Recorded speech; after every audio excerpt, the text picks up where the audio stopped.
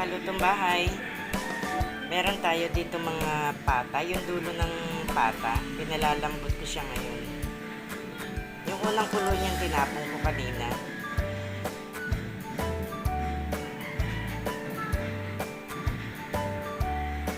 Palalambutin pa natin siya, papaksiw natin siya. Paksiw na pata iluluto natin mamaya.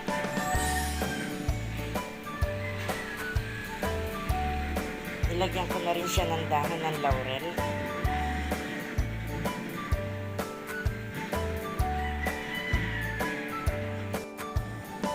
Lalagyan na rin natin siya ng paminta. Pamintang buo.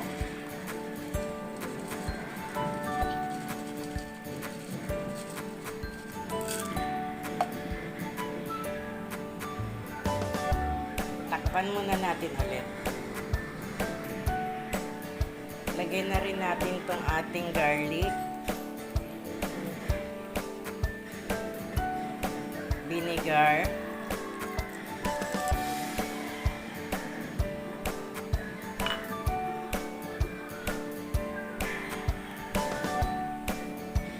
soy sauce,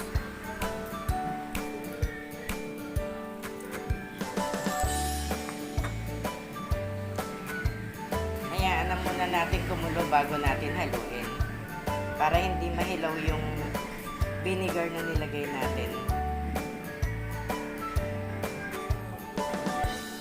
Lalagyan na rin natin siya ng sugar. 3 kutsara lang tong sugar na nilagay ko.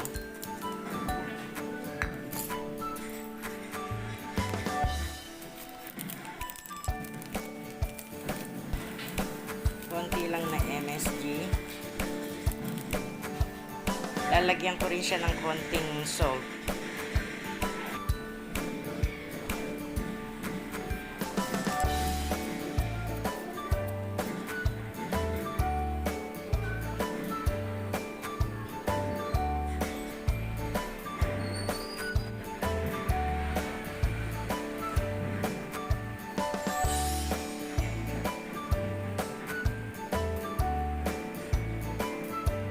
Hayaan pa natin siya hanggang mabawasan pa yung pinakasarsa niya.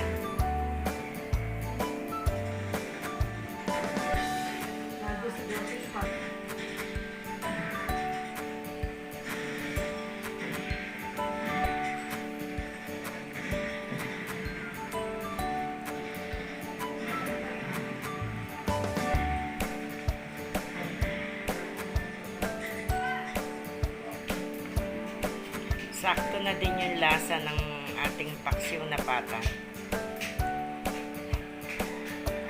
Bawasan lang natin pa ng konti yung pinakaano niya, sauce niya, para mas malambot pati yung mga pata natin.